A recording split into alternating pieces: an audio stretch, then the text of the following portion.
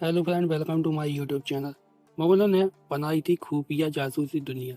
इन एजेंटों के दम पर चलता था इंटेलिजेंस एम्पायर। हिंदू राजा करते थे चौकन्ना।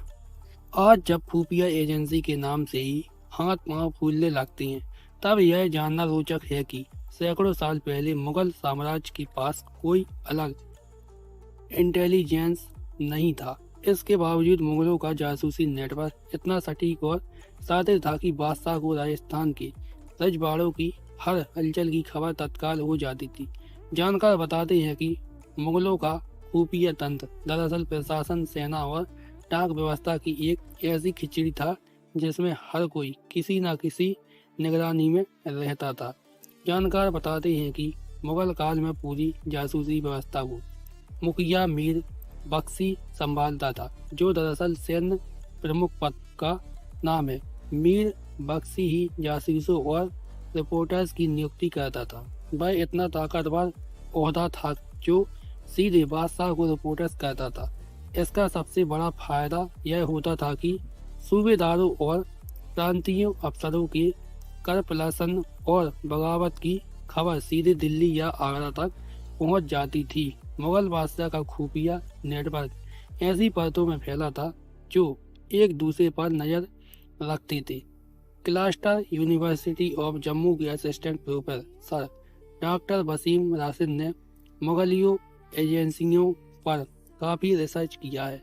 उनके मुताबिक बकाई नवीस ये खुले तौर पर काम वाले सरकारी रिपोर्टर थे।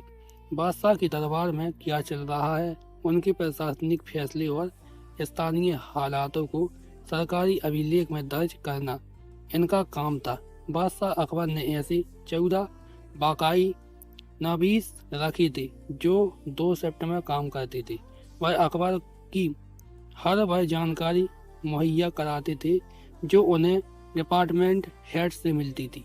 आइए अकबरी में इस बात जिक्र है कि बाकाई नवीस अकबर का रोजाना का शेड्यूल तय करते थे। किसी को मिलने का समय चाहिए तो वह पहले उनके पास आता था। इनका काम खबर को क्रॉस चेक करना था। अगर कोई बाकाई नवीस घूस लेकर गलत रिपोर्ट भेजता तो सवाहिन नवीस या निगार उसकी सच्चाई बादशाह के सामने रख देते थे। इस पोस्टर को शाहजहां ने क्रिएट किया था। इसकी पहचान कहीं जाहिर नहीं होती थी। यह भी सीधे बादशाह को रिपोर्टर्स करते थे। इनकी नियुक्ति परगना और प्रांतों में होती थी। इनके साथ 20 घुड़सवार चलते थे। ये काम खुफियों के लिए करते थे, लेकिन आवाम इनको पोस्टल सुपरिटेंडर के तौर पर जानती थी।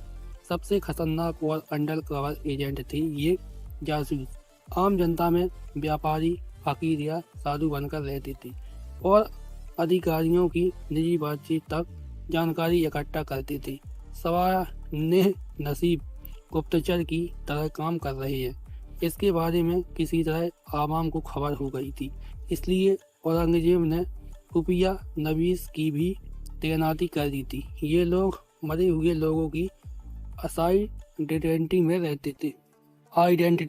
रहते थे। ये केवल संदेशवाहक नहीं थे।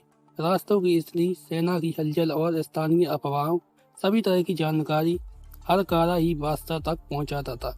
इनकी तैनाती डरोग हरकावा एक कुल करता था, जिसे हरकारा का चीफ सुपरिटेंडेंट कहा जाता था। उन्हें हर हफ्ते रिपोर्ट बादशाह को भेजनी होती थी। बादशाह आंख मूंद कर इनकी खुफिया जानकारी पर भरोसा करते थे। यह भी खुफिया अफसर होते थे और यह अंडरग्राउंड न्यूज रिपोर्टर थे, जिन्हें अलाउद्दीन खिलजी के शासनकाल में मुहियान भी कहते थे। इनका काम था कि सत्ता विरोधी लहर की खबरें देना। इतिहासकार निकोलाओ मुंशी के मुताबिक मुगलों की नीति एकदम साफ थी। वह सत्ता पर काबिज रहने के लिए जासूसों का इस्तेमाल करते थे। किसी भी सत्ता विरोधी गतिविधि की खबर पहुंचाने का काम करते थे। डाक चौकी सिस्टम मुगल जासूसी व्यवस्था की जान था। इसकी नींव शेरशाह सूरी ने रखी थी और अकबर ने उसे और एक्सपेंड किया। हर 10 से 15 किलोमीटर पर घोड़े और धावक तैयार रहते थे। युद्ध या विरोध की खबरें कई बार एक ही रात में राजधानी तक पहुंच जाती थी। पहाड़ी और दुर्गम इलाकों में मेबरा धावक इस्तेमाल किए जाते थे, जो अपनी रफ्तार और गोपनीयता के लिए मशहूर थे। मुगलों के ने हर प्रांत में डाक चौकी बनाई थी। हर वजीर की यह जिम्मेदारी थी कि वह डाक चौकी के जरिए बादशाह तक रिपोर्ट भेजें। रजवाड़ों और मुगल सेनाओं के बीच युद्ध के टाइम जासूसी तंत्र और आक्रमण हो जाता था। मुख्य सेना से कई मील आगे टोही दस्ते चलते थे, जो रास्ते पर घात गो में जहर और दुश्मन की रसद पर नजर रखते थे। कई बार जासूस साधु व्यापारी या पंजारी बनकर दुश्मन के शिविरों में घुस जाते थे और भीतर की रणनीति तक बाहर पहुंचा देते थे। डॉक्टर वसीम राशिद के मुताबिक औरंगजेब के दौरे में जासूसी केवल सूचना तक सीमित नहीं रही। मुगल जासूस दुश्मन की सेना में अफवाह फैलाकर सेनापति के बीच डर पैदा करते थे। इस स्ट्रेटजी ने मुगल बादशाह कई बार बिना तलवार उठाए ही युद्ध जीत लेते थे। मुगल जासूसी व्यवस्था दरअसल एक चेक एंड बैलेंस सिस्टम थी, जहां कोई भी अफसर यह नहीं जानता था कि उस पर नजर कौन रख रहा है। यही वजह थी कि इतने विशाल साम्राज्य को मुगलों ने लंबे समय तक नियंत्रण में रखा। अगर आपको मेरा वीडियो अच्छा लगा हो तो वीडियो को लाइक कीजिए, चैनल को सब्सक्राइब कीजिए और वीडियो को ज़्यादा से ज़्यादा शेयर कीजिए।